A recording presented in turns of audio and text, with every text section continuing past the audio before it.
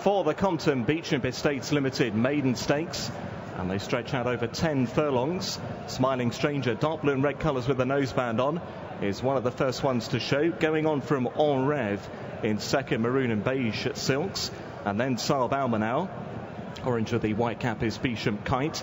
Wide on the field is Tinga in light blue and yellow colours. They're being tracked by Long Cross, the newcomer. White and red for Automated. On that one's inside is Skilled in purple and yellow. Back through them is Cabin Fever, along with Saturation Point and Juice Again. She's the back marker under Steve Drown. Just over 7 furlongs from the finish, and at a steady gallop, it's Smiling Stranger and Oisin Murphy who lead the way. From Saab Almanal to the inside of En Rev, they're in second and third. From Beecham Kite in fourth. Next is Automated, who run in the chest of ours when last seen. Skilled on that one's inside in front of Tinga. Another length away to Long Cross and Cabin Fever, and Saturation Point and Juice Again is the nudged along back marker as they start to turn towards the final 4.5 furlongs. Top of the home run then, and Smiling Stranger continues to lead up by a length and a half. He's now just working on En Rev on second place, just given the hurry up slightly. Saab Albanal in third. Automated travels well to this point, back in fourth place. And then Beecham Kite, Skilled on the inside. Tinga is now looking to creep closer. Gone without number 1, Prince of Johan. There'll be more news on that and betting implications to come shortly. 1 mile is the trip here. Laman and Lad got a very good start, but down the middle of the track, Balducci is absolutely on fire in the early stage. He's gone tanking well clear from Tansib, who heads the chasing pack down the middle of the course. With those, Busato is there and Common Touch, buried away Fury as well, as they head then through the first quarter of a mile or so, with Balducci enjoying this clear advantage early on. Over on the far side, Bunga Rujita, who often front runs herself, she can't get anywhere near the lead as Tansib continues to, Balducci continues to bowl along with this clear advantage. Laman Lad is now just under a little bit of pressure passing halfway. Balti Boys with that one, and on the far side is Jono, who's well and truly covered up. Meanwhile, at the back end of the field, Fury is really driven along for all he's worth, and Al-Bakar is on this stand-side group as well. So now Balducci comes back to the field, and he's being claimed now by Bunga Rujita over on the far side, Balti Boys, Laman and Lad, and also Jono right over on the far side running rail. Al-Bakar meanwhile making progress down the near side with Common Touch, and Fury is at last consenting to get going and deciding to run on now. Music Theory's backpedaling. Busato has got a lot to do as they race now inside the final furlong. Jono and Balti Boys, the two leaders over on the far side. Laman and Lad with these. Fury still staying on right down the middle of the track. Balti Boys just in front from Jono as they head up towards the line. Balti Boys wins the opener from Jono. Laman and Lad, play. They're off. And they break away the Albasti Equiworld EBF breeding winners at Phillies Handicap Stakes over the straight 1 mile. And Kasika, looking for 3 wins in a row today, leads the field under Franny Norton from the royal blue colours near side of Fedaya. The pink of Gown in third position, then Oksana, followed then by the handicap debutant Enraptured in the maroon jacket to make up the leading wave of 5. Then Miss Lily, who went to post early, settled in midfield with Folk Melody. Then the Newmarket winner, Token of Love. Back through them is Legeia with Jordan Princess and Airtex. Those are the final 2 as they now begin to go towards the final 4.5. Down the centre of the racecourse they head then with Kasika and Franny Norton the leader. From in second position, Gown about 2 lengths now behind the leader. Fedaya is sharing up third place with Enraptured. Oksana's next in fifth. Miss Lily's been hurried along. Then Folk Melody trying to creep through the field then is Token of Love under Martin Harley. Black and white colours with the red cap. Still towards the back of the field, the 2 in yellow, Jordan Princess and Airtex. And Legeia is hard ridden and is ultimately last of all as they come inside the final 2 furlongs. Look at a May call. Kasika still on the front end and has got them added in behind. In second position, Enraptured. Look at a battle on with Oksana. Gown is dropping out. Token of Love is under pressure to close, and it's still Kasika. She's still there in front, and she's further. They're off and racing.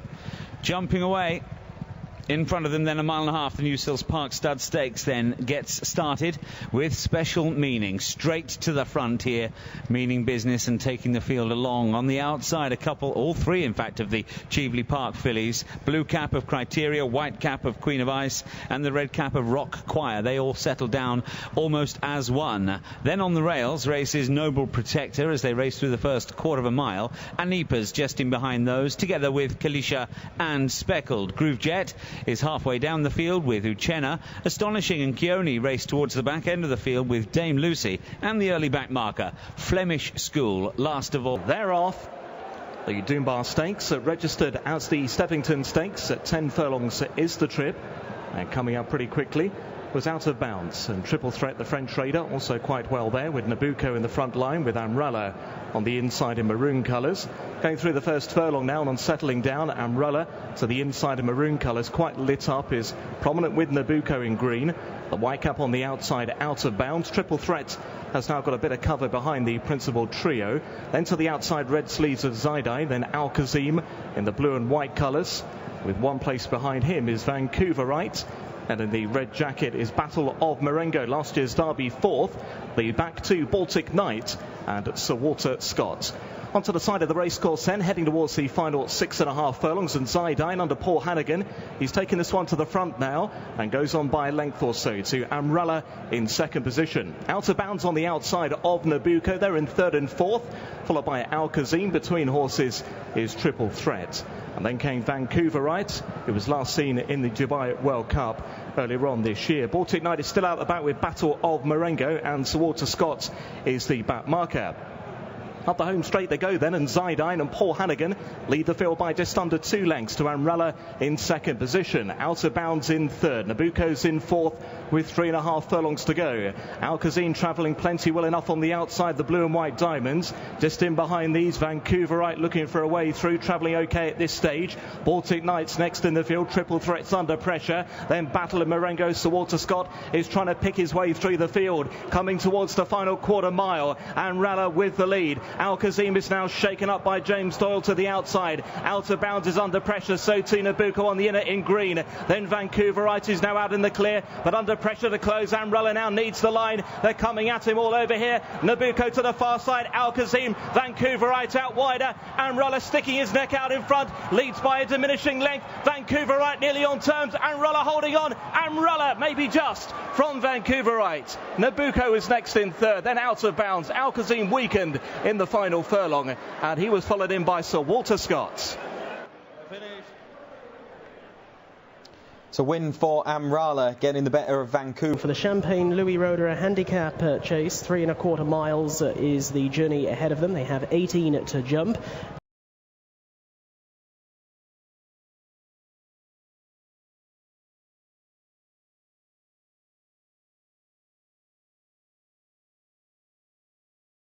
Outside as they hop over the first. A couple of sketchy jumps there, one made by Maggie Blue and the other by O'Wright, as they tackle an open ditch, and that time Double Toil and Trouble seemed to plunge at the fence, and the rider was shot up into the air momentarily, Alan Corley, but he landed back down in the saddle, which is the main thing. So a couple of fences now taken. Left-handed they come into the woodside and galloping on to the first of 4 fences on this part. And the water jump is going to be next, and it is Get Ready to Go, who leads up by about 3 to 4 over Night Woodsman in the yellow cap. That one going to jump in second place as they all come out over that safely enough. At the back end of the field, Finn Bin was given 4 faults on towards another. And all once again coming out over their fences safely enough. Maggie Blue, however, now demoted to last place. Quickly on to the next. And Get Ready to Go was about a length and a half to the good over Night Woodsman. Black and white colours, Solway Dornell on the outside. Then St. Gregory from Alba King and Cool Star.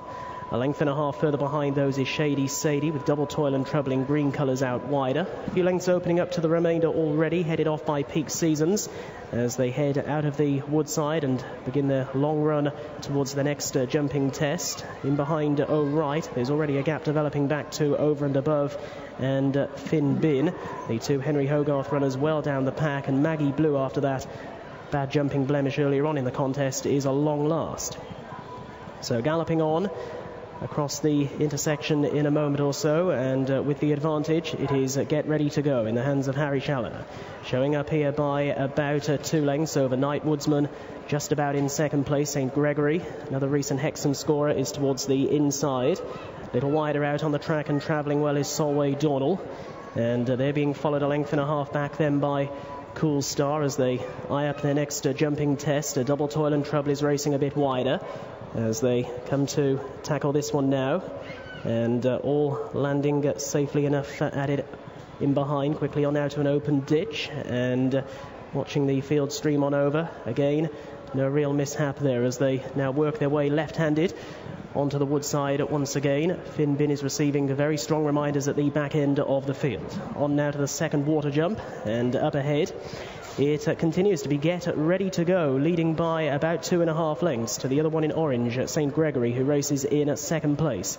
Then Night Woodsman, who's now in third as they come towards the water. Solway Dornell will leap it in fourth and jumped up well there. All of the others crossing it safely, although Finn Bin again very hesitant at the rear. Quickly over the next, and once again no mishap, and they head on now past halfway over and above. Gave it a bit of a thump at the back end of the field and is struggling. Meanwhile, as they cross the next, it is still Get Ready to Go by about a length and a half. Jumping boldly as well, appears to be in a rhythm. Over in second position, Solway Dornell, then St. Gregory to the inside of Night Woodsman. 2 lengths further away is Cool Star, who's been put to sleep by Michael McAllister. That one travelling nicely now up into 5th place, working closer all the while. Another 2.5 lengths back then to Shady Sadie. You see a pink cap bobbing up and down, isn't a million miles off the front end. A few lengths opening up then to Alba King as this field become more and more stretched out.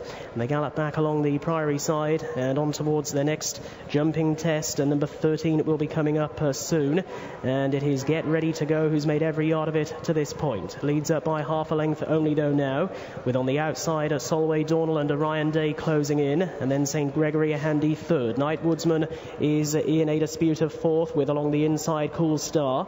Another 3 lengths away to Shady Sadie, then Peak Seasons who's staying on past a few. Alba King is next, then O'Right, Double Toil and Trouble, a long gap back to Maggie Blue and the Hogarth pair as they head towards their next plain fence. Up and over that one they come.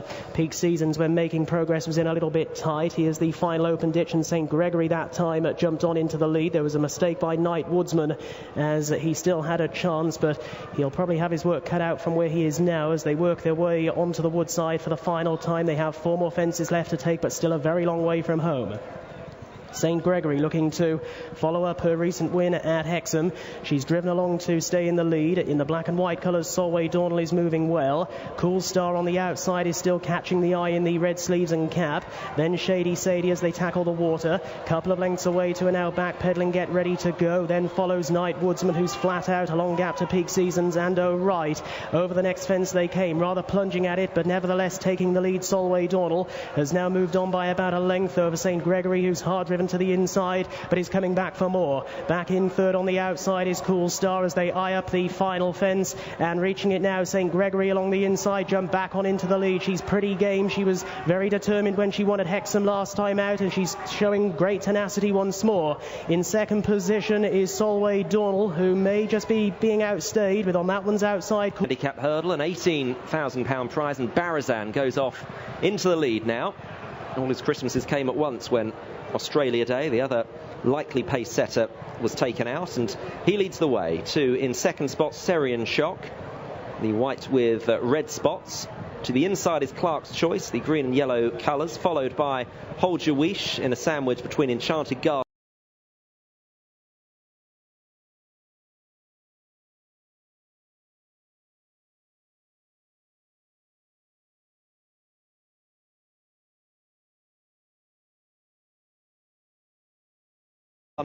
of the 10. Barazan takes it well, as they all do. Joy and the Clan spent a fair bit of time in the air over that as they move on towards their second. Barazan's lead is about 3.5 lengths to Clark's Choice and Serian Shock, sharing second position. They come toward the second. Barazan over, and all fine over that one, although Capellanus just nudged along on the run away from that hurdle. Perhaps wasn't quite as fluent as some of the others, as Barazan moves on to the third. Still leading by about 3. over that to Clark's Choice and Serian Shock. A Tale of Intrigue is in behind. Enchanted Garden, an impressive winner here back in May, is sticking to the outside, followed by Join the Clan. Rumble of Thunder is now towards the rail.